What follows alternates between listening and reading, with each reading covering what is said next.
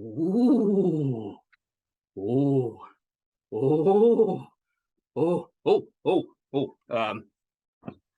Sorry about that. I think as well, Nick, we Yep. should do some exercises now, which we can amusingly speed up in the edit. Okay. I don't know how that's going to work. No.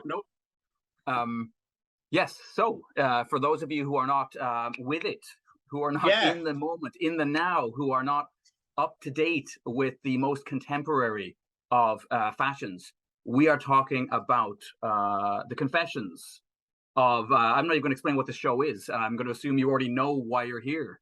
We're talking about the confessions of Robin Asquith. The window cleaner reveals all. No, this is in fact literary as Feck, where we talk about books. I think this qualifies as a book, maybe. Just about. And memoir, isn't it? Memoir, yes. Yes. By one of the great thespians, I believe, of our or any other age, Robin Asquith, who, upon watching a bunch of his movies recently, I'm convinced that Rupert Grint, that little ginger from the Harry Potter films, took a lot of notes, because his entire career seems to be pulling the same exact faces as Robin Asquith does in a bunch of these great films.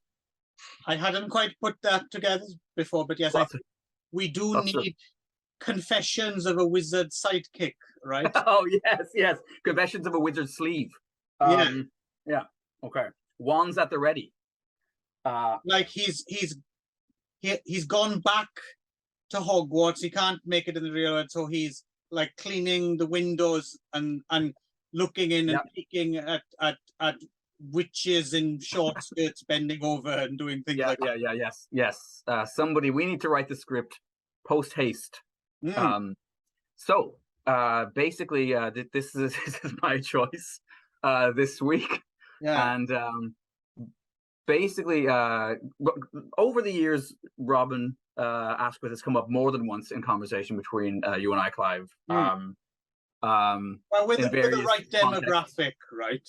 Because we're not old enough to have seen them first run in a theatre or something like that. So they were slightly naughty, forbidden older brother stuff, right? Actually, it's perfect. So maybe I will tell the story of how I first saw Confessions of a Window Cleaner. I was, I think, 11 years old. I was up in Dublin with my more streetwise cousins. My cousin Keith at my uncle Dennis's house, and the mams and dads had all gone out to dinner and left me and Keith at home, and the other younger siblings were in bed. And Keith was like, "Oh, I've got something to show you, Nick, my lad." Or well, Nicky actually would have called me then. And he had, I don't know where they came from. I don't know if they belonged to my uncle or if he had gotten them somewhere else. But he had a couple of VHS tapes with nothing written on them, just like no stickers on them or anything like that. That's what he showed you. Thank God for that. Oh yes. No. I thought we were going dark. No, he wasn't actually going. He was my age exactly. So Okay. Still. No, he had a copy of which I'm sure he was convinced like this was porn. Like he's got some real porn to show me. So I was terrified, like guts feeling all weird and like, oh, what am I going to see here? And what I saw was Robin Asquith's hairy arse for the most part, and occasionally some TNA. And him pulling a lot of faces. But I emblazoned on my memory is that scene of them humping in the soap suds, like that. Right. Certain things. Yeah. So, certain things you see at a certain age. And I don't think I'd seen the movie since then until I watched it for this episode. I watched it and Confessions of a Driving Instructor based on your recommendation. Yeah, recommendation is a strong word, but well, okay. Based on the fact that you hadn't seen it before, and we might as well. I think I hadn't seen Driving. It was the one of the four I hadn't seen, I think. Right. But then I think it turns out I had actually seen it. Okay. But still, Windsor Davis is in it, so yes. That's a win-win right there. Right. So so yeah, so over the years we've joked about Robin Askwith, and then I was fairly surprised. I don't know how I discovered that he'd written an autobiography, but I did recently, and I thought that's light summer reading that I can take to the beach and just, yeah, yeah, looking at bikinis and then yeah. Right. And so hilariously, as a result of doing the research, so I watched Queen Kong, which I hadn't seen before. I know you have a story that you're going to share about Queen Kong here shortly.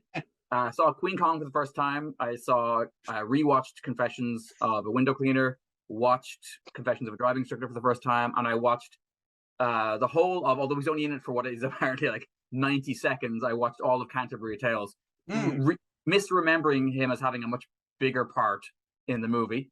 Right. But was happy to see pissing on extras. Yes, which we'll get to that when we talk about the book here in a second. Yeah, he claims all that was more or less, well, half of it was real and half of it was emptied his. Yeah. And it's that's a Pasolini movie, so entirely possible that is the case. In fact, maybe we'll get this out of the way with, because while thinking about this, I'm convinced that there's a great book to be had in just people telling stories about what went on the set of that movie, because the only other thing I've ever read about that movie is Tom Baker's recollections of being in that movie, and him saying that he wasn't told that actress was going to actually stick her hand in his pants and pull him off.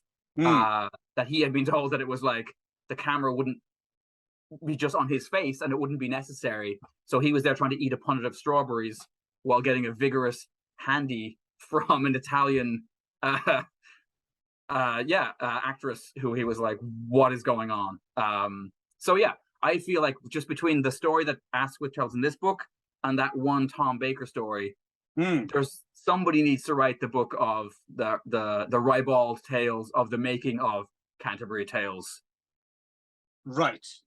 Anyway, so Confessions of a Pasolini cast member. There we go. Right. So yeah. Anyway, so what was interesting was Jen ended up watching two of them with me, Queen Kong and Confessions of a Driving Instructor, and she was so confused. Yeah, I was fascinated when you mentioned this, actually, because I can see that, like, because her thing was like, well, they're sex comedies, right? So they should be sexy and funny. Yeah, and then neither. But my wife found these movies to be completely. If there's a Venn diagram that includes sexy and comedy, these weren't overlapping in any way. Right. And this movie exists in that space between those two circles. Basically, this is kind of, you show this to someone and you say, now you understand, right? This is why punk happened. Basically, is because this was the culture, right? Like, right. It's funny now. I can appreciate these movies a lot more than, like, when I was younger, angry young man. I didn't have time for these things at all. They were embarrassing, because it's like, there's other parts of the, they have hardcore pornography in other parts of the world, in theaters, or in Japan they're making like these serious like nikatsu Roman porn things, and we've got fucking Robin Askwith's ass going up and down with bubbles shooting out of his and it's all very coy, and can I put my huge tool in your box, and yes. It's always rubbed me FNAF up the way, to be honest with you. Now I'm slightly mellower. I may be ready to kind of come to it on its own merits, maybe. I think. I mean, without the expectation that they're it's still rubbish. I mean, the Confessions movies are crap, really, aren't they? I mean, like you said, they're not particularly sexy. They're not funny in any way. Occasionally, there's. So I watched Driving Instructor for this, and the funniest bits I found were the bits with the parents, Bill Maynard and Doris Hare. There's like there's a bit where they go to eat in a restaurant, which is quite funny. Yes. And Bill Maynard's like not having, why can't we eat? And he has the only English thing on the menu is spaghetti. Yes. I love that. And what do you want with that? Chips. Funnily enough, my wife, she laughed out loud and it was the worst gag ever. It was the one where the mum sits down and she's like, I can't make head or tail of this. It's just holding the menu up upside down. Right. Jen got a belly laugh out of that. I was like, really? Like, well, that's how desperate, because the rest of it is just, you grab onto any. I mean, even Windsor Davis, like, I love Windsor Davis, but he's doing whatever he's doing. Like, he's not quite doing a Scottish accent. No, but it's almost Sean Connery though. It's like he's decided, if I have to do Scottish, I'm going to do a Scottish that's recognizable to some people as Scottish. So yeah, but it's not really. I mean, Windsor Davis has such a distinctive voice. I mean, it's not even so much that I mean, he does have a Welsh accent, but it's not. He has a Welsh accent. He has a Windsor Davis accent. Right? No one else talks like Windsor Davis. I remember my first exposure to Windsor Davis would have been way back when I was a kid. He was the voice of the leader of the talking bombs in Terrorhawks. Oh, right. Like that one. Right, lads, we're going to go. And, it's someone doing, I think it is him. I don't think it's someone doing an impression. But yeah, even he's like, and I love watching him, but it's just like, even he's like, not the lines aren't landing, right? Like, no. Because it's not very well written. No, and they're based on a series of books, right? By Nicholas Wood under the Timmy Lee pseudonym, right? Yes, yeah. And they're all the first one's pathetic. My favorite is the last one, Confessions from a Holiday Camp, just because it's so pathetic and depressing, and it's got a theme song by the Wurzels. And it just seems a bit more like, okay, we can put this in the museum to represent the British sex comedy. But so as a result of this, Jen actually read this entire, trying to get some sense of what she had witnessed, what had made her watch. I think Queen Kong was definitely a great place to start, because she was just like, Queen Kong's really racist as well, isn't it? Oh, it's got everything going for it wrong. Yeah. I had the great pleasure of seeing apparently what was the official premiere of Queen Kong. But that wasn't until the year 2000 or 2001 or something like that. Right. And they had so the story goes, when it came out, Dino De Laurentiis, who was making the King Kong remake, basically had an injunction put against it, and it didn't get released. But I think this story might be slightly incorrect. I think it might have played some territories. I think it played in Germany, and it played in a few other places. Right. That's the impression I get. Yeah, but apparently not in England, not in America. Apparently, the official premiere was when they showed it at that theater.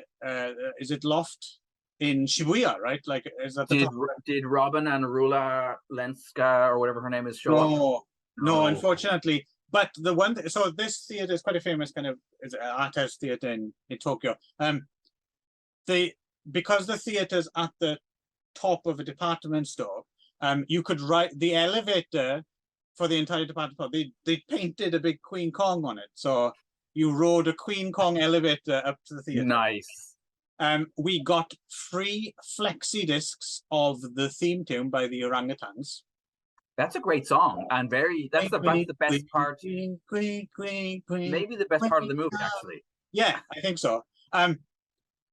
And so they prepared two versions. So basically, they prepared kind of like a Mystery Science Theater 3000-y type of, where some local Japanese comedians riffed over the top of it. Apparently that version is really well known, I guess. There was some Manzai guys or whatever who did release a kind of a What's Up Tiger Lily. Yeah. You know, like, it was like a weird, like a reversal, like now Asia's going to have their turn. Now it's our turn. Pick a really terrible Western movie and then do an overdub of it. And they showed it in the original languages, which I went to see. And it was a kind of a surreal experience because, this is the films they normally showed would have been, art house fare, right. Independent. So, I was surrounded by all these fuckers in berets, like trying to get their head around Queen Kong. ASKWITH. Yeah, it was a surreal day out and a half. You could now I'm kicking myself. I didn't buy. They had Robin Asquith t-shirts for sale. Oh my god! Yeah, why I didn't buy one? That scene at the beginning where she first sees him, and it cuts back to him 5 separate times. With the, that was the t-shirt. That was the. Oh yeah, of course it was. Yeah. That. Why did I not buy one? Why did I not buy 5? Yeah. So, anyway, yeah. So my wife ended up. So one other weird connection. So when I was reading the book, and I was like, and then I started to read about Queen Kong, I was like, is that the same Frank Agrama whose name I used to see? So Under the Mummy. Well, that, but also if what was it called? I can't remember the name of the company anyway. Harmony Gold. Yes. So Harmony Gold was a company that released a bunch of anime in English dub, and one of their most famous things was they bought the rights to Macross, the kind of Gundam-esque series, and retitled it Robotech and did a bunch of monkeying with it.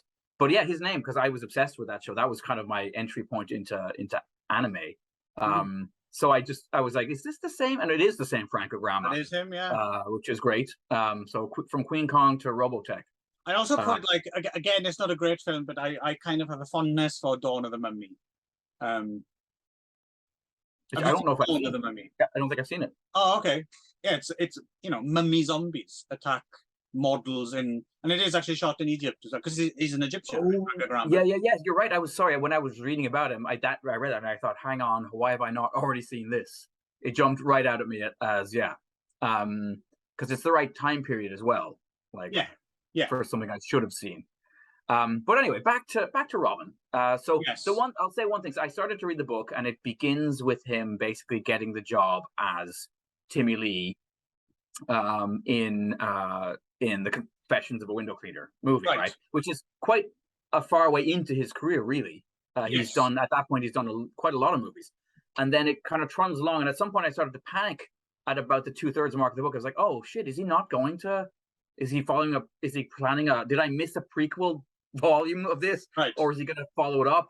And then he does at a certain point suddenly stop, and then time jump you back to his childhood, and you do get a fairly complete because I was like, I wanted to know about polio, right? That's the thing I didn't know about him, was that he suffered quite badly from polio, which you see then when you watch like at the beginning of there was like that loping kind of like gait he has is the one leg shorter than the other, which I didn't. Yeah. No, I thought it was him just being Robin Asquith. Because the Timmy Lee character as well it's kind of difficult to judge because we were, well, you were just about around at the time, but also the most puzzling thing about the Confessions films, I think, are why all these women throw themselves at Robin Asquith, right? Like, I mean, he's not a bad-looking guy exactly. He doesn't look like Mick Jagger, no matter who tells you that. but he's such a his character is such a goof. Like everything about him is, and I suppose that kind of could be. It's disarming in some way. I don't know. What did your missus? Yeah, she had no idea what the appeal of Robin Asquith was as a sex symbol, or like completely mystified. It's an odd kind of casting choice in a way. But he'd proven himself as well, very willing to get his. I mean, first of all, he can act. Yeah. Right. Yeah.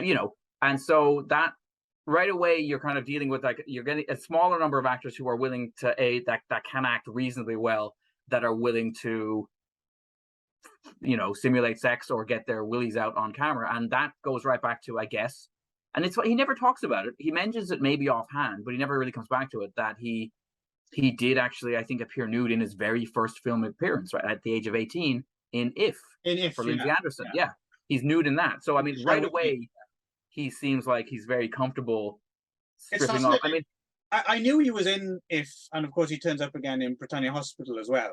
But I'd never really considered that. Which are the bookends of his film Yeah. career. Well, but I'd never really Basically. considered that. Oh, so I guess yes, of course he was friends with Lindsay Anderson. But the first time in the book when he mentions Lindsay Anderson, phones up and says, you know, some disparaging, very Lindsay Yeah. Anderson remark. I was like, Yes. oh, okay, yeah. So yeah, he's hanging out with these people and these people, and it's kind of fascinating to think of what a small world the British film British industry is. entertainment was, yeah. Yeah. I mean, that's something that's one way I think I enjoyed the book more than Jen did, because the name dropping, which I didn't think it was overly name dropping, but I knew who those people were. Right. Whereas a lot of the name dropping was just over my wife's head, because she just doesn't have, you know, she probably knew who Bernard Cribbins was because of, you know, Doctor Who or something. They're like, just there weren't passed away, right? Yeah, sadly, yeah, because he was awesome. I mean, he was the Wombles for one thing. But then, but yeah, so I mean, a lot of those people, like, you know, what's his face from, you know, Man About the House and Robin's Nest yes, and all yes. those. I'm blanking on the name. And my particular childhood favorite, for some reason, Me and My Girl. Yes. That was a sad show. Each other. I used to love that show. I don't know why. I used to love. He was like, I used to love that, and for some reason, I don't know if you remember Duty Free, the hilarious sitcom about some like British couples in Benidorm or something. Yeah. I used to love those two shows for some bizarre. Yeah, no, I seem to remember liking Me and My Girl as well. Although it was sad because he was a widower and he was raising this. And he looked a bit like my uncle, which is, and I think I might have fancied the girl possibly as well, maybe. Right.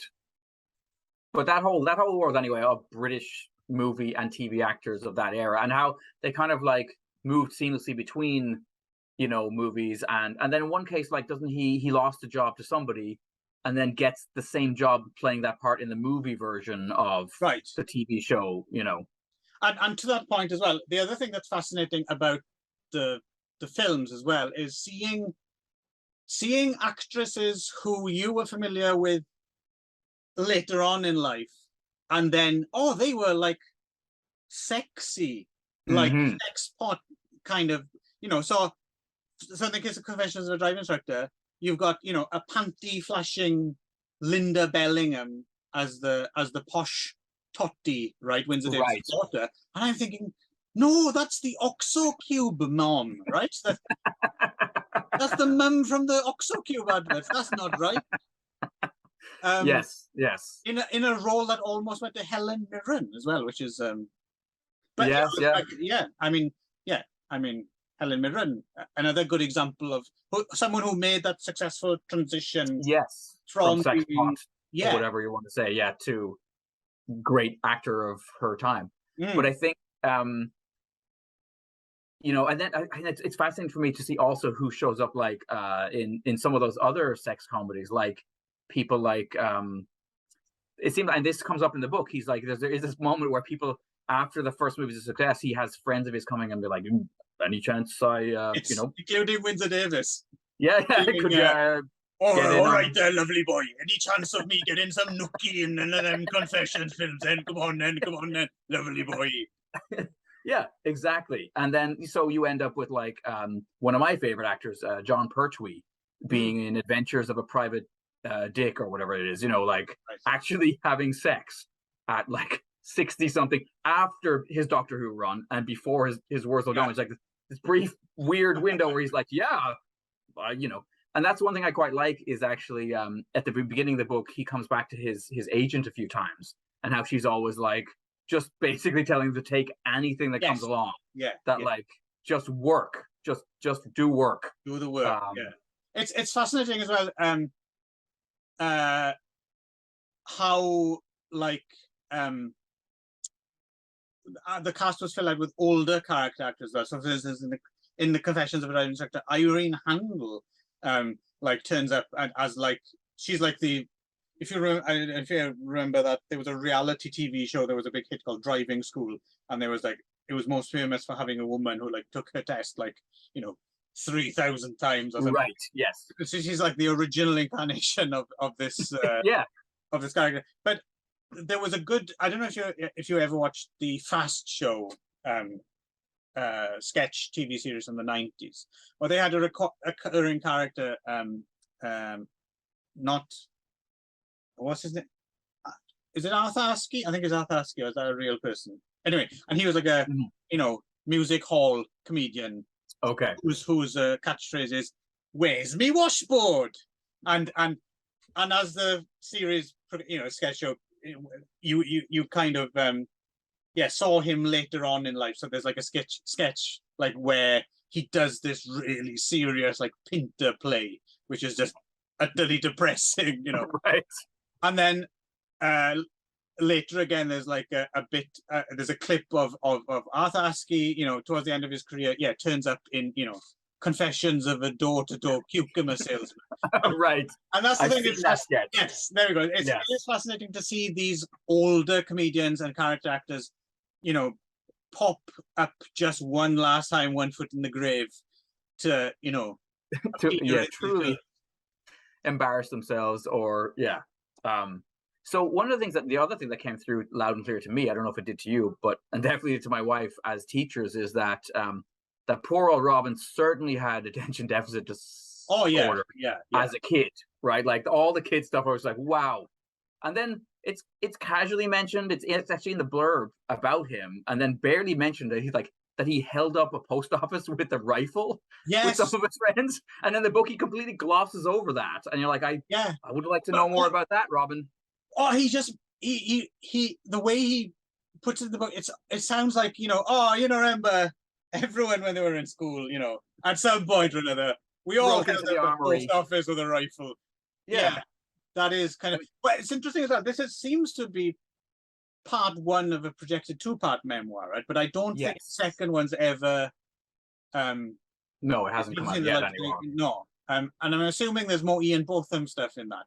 Yes, I'm guessing. Because he's supposed to do the foreword for this book, but he doesn't. But he pops up near the end, right? Clearly. Yes, and almost like an afterword kind of a thing. And have you seen Tower of Evil? Is that the one where he says he had a crab, like an actual crab, not a louse, attached to one of his testicles? Yes. Because I'd like to see that now after reading about it in this book. I would recommend Horror Hospital as well. Okay. Yes. That's a very strange. I haven't seen that either. Yeah. So some of that. So he did. So basically, he begins his career for Lindsay Anderson in a movie that I really like. I know you're not. Maybe have we talked about this a while ago? That you're not as pushed on If. No, I love it. Maybe must be somebody else that I talked to that they said they had seen it and they weren't as they found it a bit too arty. Oh no! I've always liked it. Okay, yeah, me too. It's one of my faves. And then quite quickly ended up in various kind of horror things, and then little bit parts in really big productions, like Nicholas and Alexandra and things like that. Well, I was surprised as well, like 20 years ago or whatever, when he turned up in that submarine film U-571. Right. Yeah. I think he was probably surprised also that he showed up there. And then the Canterbury. I do like all the stuff about the Canterbury Tales. I love that whole part where he shows up to the interview or whatever, to the you know, the what do you call a job interview for an acting job? Audition. That's what it's called. Right. He shows up to the audition and like Pasolini's there, and Pasolini's interpreter is there, and like Pasolini says like, "You look like a guy who uses your cock a lot." Right. And then there's like a pause while Robin Askwith like, and then the interpreter's like, "Mr. Pasolini wants to explain to you that you look like a guy who would use his cock a lot." yeah, almost exactly the same. How you say use the cock a lot. It's fascinating that, considering, I mean, you see this other side. I mean, because Pasolini, your image of Pasolini is this towering intellectual, right? And you think of everything being super serious, and you know, and I like Canterbury Tales as well. It's one of his better films. I thoroughly on this rewatch, I liked it more than I've ever liked it before. And the final scenes in Hell really blew my, because I think I was like finally watching it in a beautiful, pristine. I was watching the Criterion edition, where you can see those gigantic devil's arse cheeks and all of the little like priests flying out of there, and it's just like, it was so It's Yeah, surprisingly it's well almost done. like a Coffin Joe film or a Jodorowsky or something, isn't it? Yeah, smashed up against like Bruegel or Bosch, like Hmm. those medieval painters of those kind of scenes. Yeah, brilliantly done. But yeah, and you get to see Doctor Who's Wang, which is a pleasant surprise Right, for anybody. right. My wife was not expecting to see Tom Baker's little Tom. It's bigger on the inside than on the outside. I do believe so. Yes. Yeah. But I love that Time and relative dimensions in Dick. It's the TARDIC. the tarded. Yeah, so he the other thing I liked about that thing was that he only got the call. He got the call. Pasolini called him because he had pissed off Franco Zeffirelli. Right. And then Pasolini phones him up. He's like, "I hear you pissed off Zeffirelli. I hate that guy. Come work for me." That's the other interesting bit as well. I didn't realize that Robert Asquith hung out with Bruce Robinson. Yes. And Vivian Sancho. I didn't know. I didn't know that. What I don't know the actor's name, but he's brilliant in Withnail, and he plays the Dursley dad in the Harry Potter films. Big gentleman. Oh, Richard Griffiths. Richard Griffiths. Yeah. Okay. That he was playing Zeffirelli. I didn't know that until I read this book. That apparently. No, yeah. I was nice little connection because I love Withnail and I. It's one of my absolute favorites. So it was interesting to see that Robin Asquith had intersected with Bruce Robinson, and the fact as well that he thought these people are cool. Like he was really impressed by Bruce Robinson living in utter squalor, right? Just like with Dylan and I, kind of shabby glamour, right? The guy who Withnail, the real life actor, have you ever seen? He's only in a couple of things apparently that are being caught on film. Yes. Have you ever actually seen him? I have never seen. I would recommend with him in there's a film from 1974 called Ghost Story, directed by Stephen Weeks, who also made I Monster, the Christopher Lee Hyde film, and he also did 2 versions of Gawain and the Green Knight. Okay. One of which is kind of interesting, and the other one is that horrible Miles O'Keefe.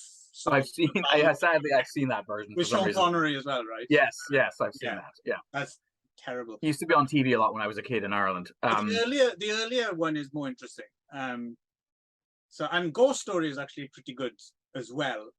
Interestingly, entirely shot in India, standing in for the UK, and you'd never guess it. That's awesome. But so yeah, going back to Asquith, I think the one thing I would say about this is, I mean, we're interested in this period, and therefore it's a breeze to, like you said, perfect reading. I read it with a bottle of wine and had a good time with it. If you're not already interested in Robin Asquith, maybe not bother, because it's not a fantastic piece of writing or anything like that. No, although I feel like he wrote it himself, which is interesting. A lot of the times I don't. I feel like these things are ghostwritten. It doesn't feel ghostwritten, no. It feels like he wrote it himself. Which is not a writer. But it's still I didn't stumble all the time over really. No, but it does have a very kind of, like, he does that thing about putting air quotes around things that there's no reason for an air quote around it. Yes, yeah.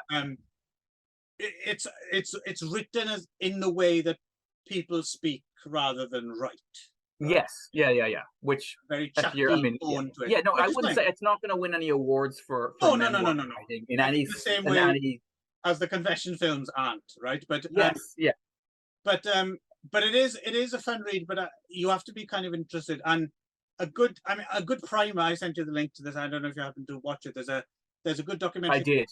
Which is excellent. Yes. Yeah, it's called Doing Rude Things. You can find it on YouTube actually. And it's a really good start. It's based on a book by David McGillivray. Actually, I don't own the book. I need to get a copy of the book. And they made it's kind of a really good primer if you want to know about the British sex farce of the 70s. And going a little bit back to the 50s, really. Yeah. Person Marx and all that stuff. And it's a really good starting point for a period of cinema which I think is so easy to.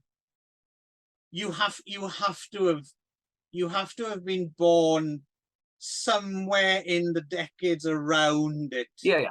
to appreciate it at all.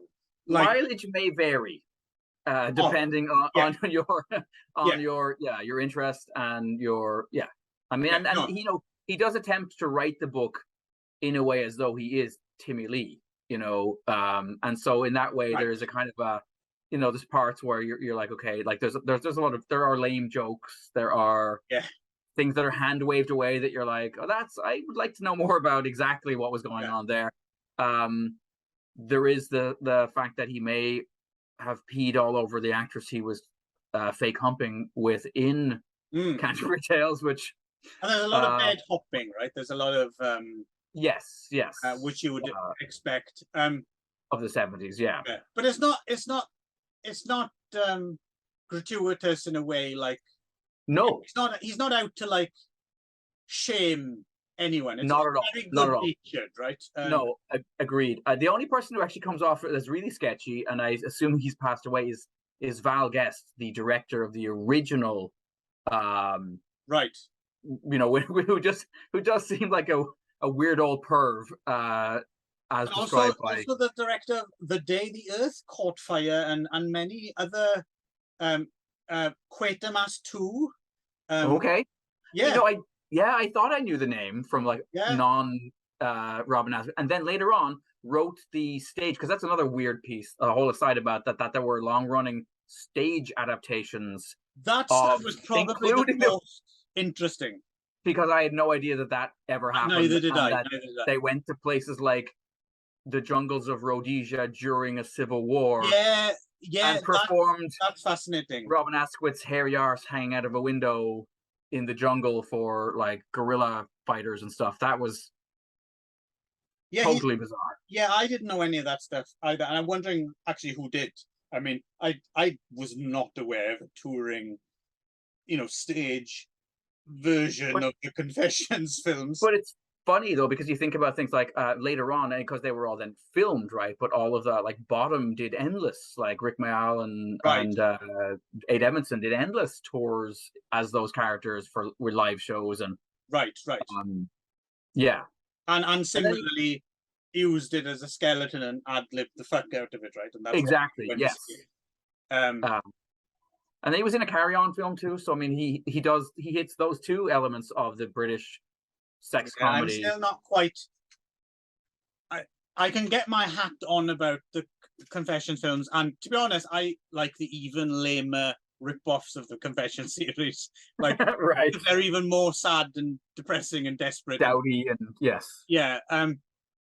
But Carry On, I'm still not. I don't know. I think I might go to my grave still dislike. I'm very much like Ken Russell. Ken Russell didn't like the Carry On films either. Okay. I could never, like, I kind of get it, but I think you have to be a really little kid. I think you have to be a really little kid in a weird way to. Well, of course I was. I saw them when I was a little kid, and of course I saw Barbara Windsor's tits and all that. Yeah. But they don't have, like. I get it. The people who like it, they know they're a little bit crap and lame and self-reflective and wink at the audience, but there's a charm. But the charm doesn't work on me for whatever reason. I like all those people. I like, Sid James and Kenneth Williams and Charles Hawtrey and Bernard Bresslaw. I want to like Carry On films, and with the exception of maybe Carry On Screaming, they just don't do it for me. They, right. I have Frankie Howard, they just, I don't know. It doesn't. I haven't seen them since I was really small. So I remember liking them, but I have no idea how they would hold up for me now. Even as a nostalgia thing, I suspect it would be like other things I went back to as an adult and would probably not get as much. Yeah. And you have access to proper pornography now, so Well, there's that too. Yes, I don't need. I don't need. Yeah. Yes, Kenneth Williams doing his Will o' the Wisp. Right. Anyway. Confession. I like this. I'd love to fun with it, but again, if you like Robin Askwith, go for it. Yeah. Yes. If you don't know who the fuck it is, maybe stay away. Keep it that way. Yeah. Right. Yeah. No disrespect to Mr. Askwith. Right. We're done here.